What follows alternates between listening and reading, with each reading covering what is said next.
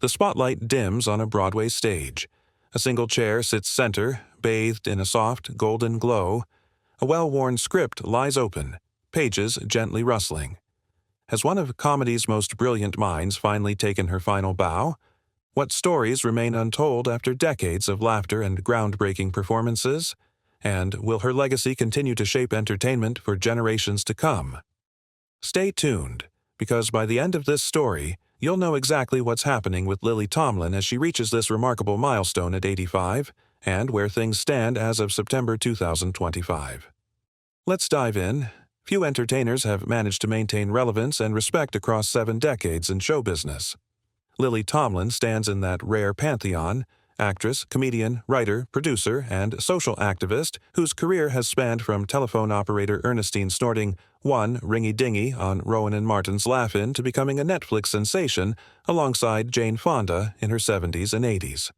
Her journey represents not just personal achievement, but a living timeline of how American comedy and social commentary have evolved.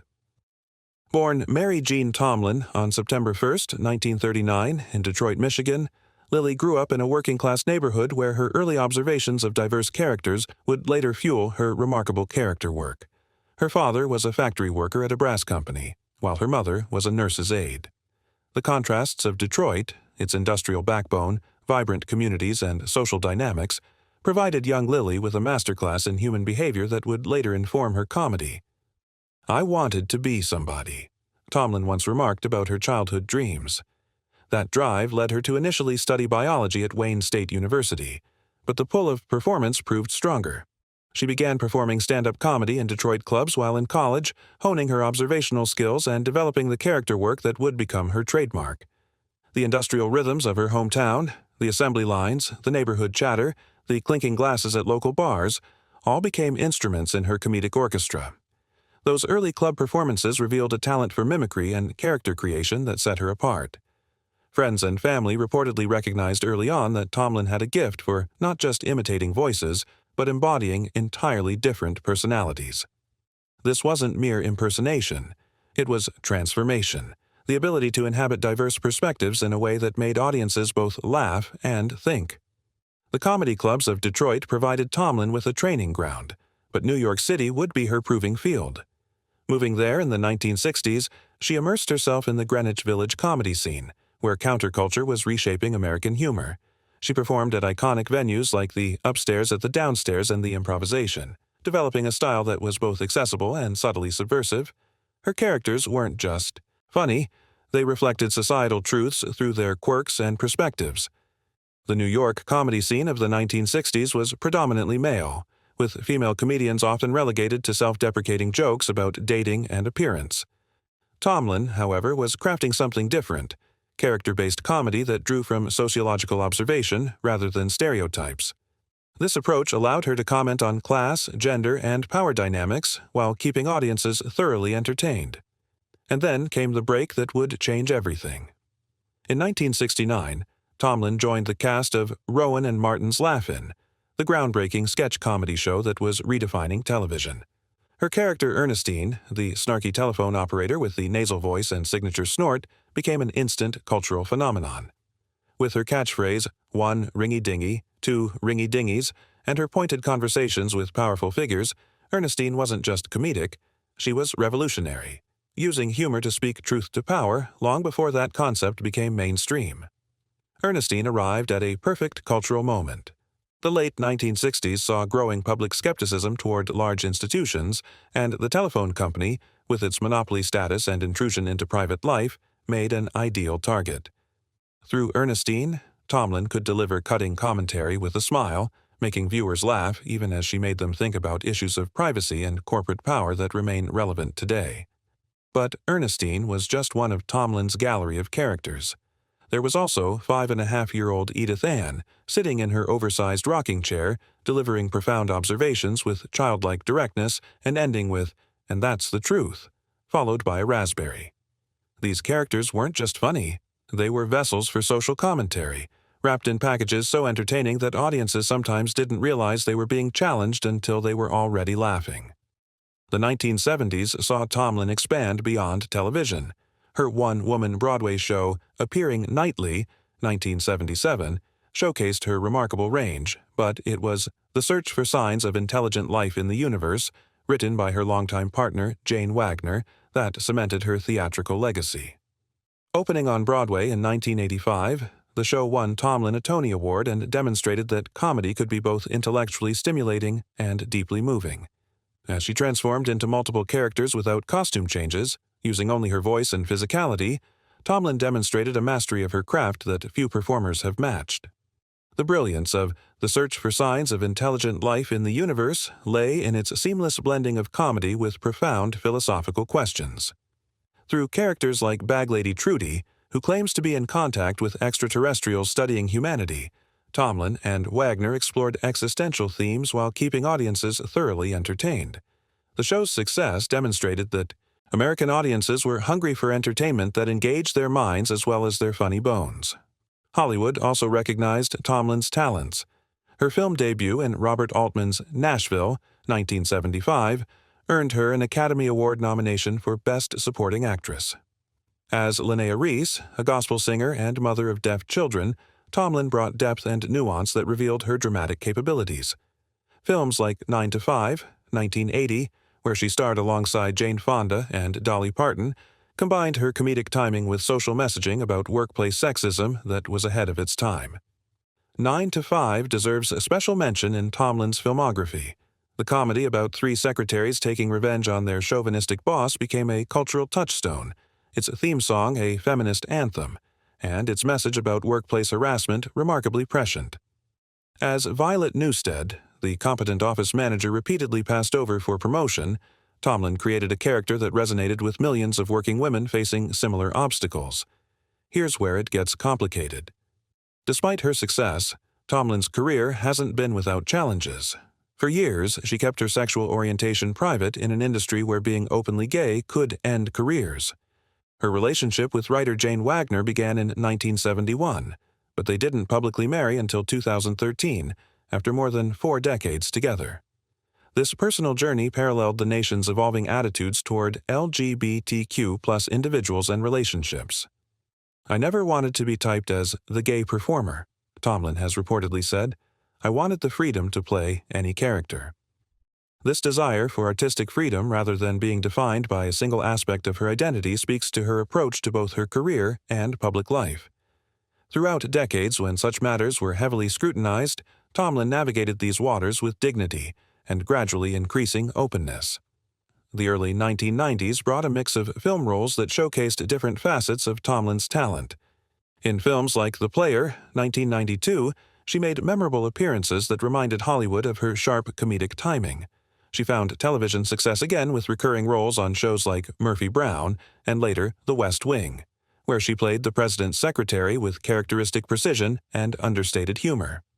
But perhaps one of Tomlin's most unexpected later career developments came through animation.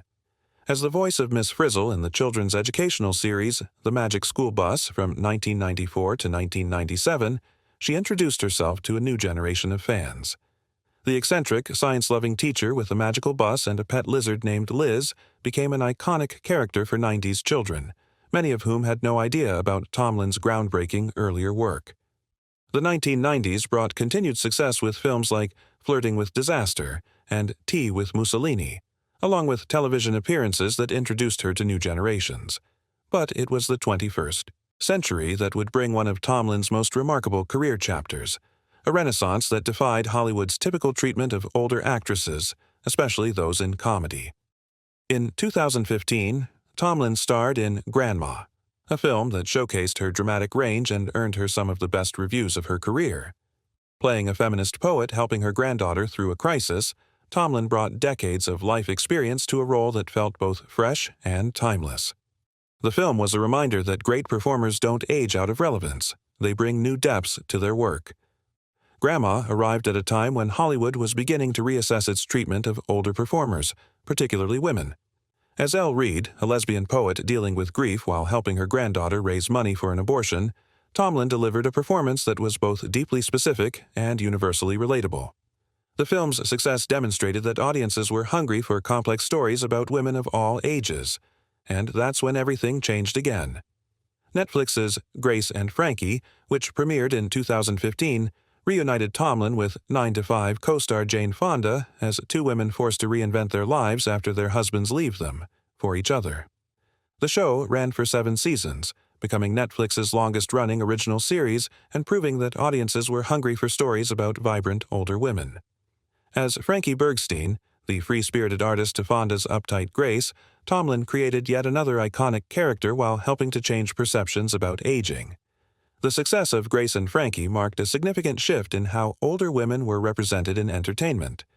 Instead of being relegated to grandmotherly supporting roles, Tomlin and Fonda were the unquestioned stars of the series, with storylines that addressed everything from sexuality and entrepreneurship to health concerns and family dynamics. The show's popularity with viewers across generations suggested that the entertainment industry had significantly underestimated audience interest in stories about women in their later years. Behind the scenes, Tomlin's work ethic remained legendary. Directors and co-stars have consistently praised her professionalism, preparation, and collaborative spirit. Unlike some comedy icons who developed difficult reputations, Tomlin maintained respectful working relationships throughout her career. This approach extended to her activism as well. She has been a vocal supporter of environmental causes, animal rights, and civil liberties, using her platform thoughtfully rather than performatively. By late 2024, as she approached her 85th birthday, Tomlin began to be more selective about her projects, reportedly focusing on work that felt meaningful rather than simply keeping busy. According to industry sources, she has been developing several projects with Jane Wagner, continuing their creative partnership that has spanned over 5 decades. As of September 2025, Lily Tomlin continues to defy expectations at 85. While she has scaled back on-camera appearances, she remains active in voice work, selective film projects, and mentoring young comedians. Recent public appearances show her wit remains sharp as ever, though she has acknowledged moving at a somewhat slower pace. "I don't run between appointments anymore," she reportedly joked at a recent event. "Now I saunter meaningfully." Her milestone 85th birthday was reportedly celebrated with a gathering of close friends and colleagues, including longtime friend and co-star Jane Fonda. According to social media posts from attendees, the celebration included tributes to Tomlin's career and impact on entertainment and activism. While Tomlin has been candid about the physical challenges of aging, she has approached this phase of life with the same humor and grace that have characterized her career. What makes Tomlin's story particularly moving, the element that might indeed bring tears, is how her journey parallels and helped shape American culture's evolution. From the counterculture 1960s through the feminist movements of the 1970s, the conservative backlash of the 1980s, the culture wars of the 1990s, and into a new millennium with its own challenges and opportunities, Tomlin has been both witness and participant, using comedy to illuminate truth. The numbers tell part of the story. 1 Tony Award, 2 Peabody Awards, multiple Emmy nominations with wins, Grammy nominations, and that Oscar nomination. Her Hollywood Walk of Fame star, Kennedy Center Honors, 2014, and Mark Twain Prize for American Humor, 2003, stand as formal recognition of her contributions. But perhaps more meaningful is her influence on generations of performers who learned from her character work, social consciousness, and career longevity. Reportedly worth between $15 to $20 million according to industry estimates, Tomlin's success wasn't measured primarily in financial terms. Her wealth has enabled philanthropic work, including supporting causes related to homelessness, LGBT+ rights, and elephant welfare, about which she has been particularly passionate. More significantly, her success has demonstrated that artistic integrity and commercial viability aren't mutually exclusive.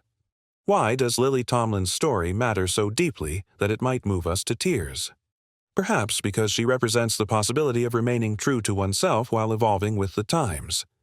In an industry that often discards talent, especially female talent, after a certain age, Tomlin has remained relevant not by chasing trends, but by continuing to observe, reflect, and connect. Her characters, whether Ernestine or Frankie Bergstein, share a common humanity that transcends the eras in which they were created. There's also the love story at the center of her life, her partnership with Jane Wagner that weathered decades when such relationships faced significant social and professional obstacles. Their creative collaboration produced some of American theater's most thoughtful work, while their personal relationship stood as a quiet testament to enduring love, finally celebrated publicly when they married in 2013. In the end, this isn't just a story about comedy or entertainment. It's about authenticity, resilience, and the courage to evolve publicly. Lily Tomlin's journey from Detroit to Hollywood, from closeted performer to LGBTQ+ icon, from young comedian to octogenarian Netflix star, reminds us that the most meaningful lives aren't those without challenges, but those where challenges are met with grace, humor, and an unwavering sense of self. As Tomlin herself would say through her character Trudy in The Search for Signs of Intelligent Life in the Universe, what is reality anyway? Nothing but a collective hunch. Perhaps the reality we need right now is exactly the one Tomlin has helped create, where aging is approached with humor, where authenticity is valued over conformity, and where laughter remains one of our most powerful tools for understanding ourselves and each other. If you were moved by Lily Tomlin's remarkable journey or have thoughts about which entertainment pioneer we should feature next, let us know in the comments below. And stick around. There are many more stories of transformation, courage, and creative brilliance still to be told.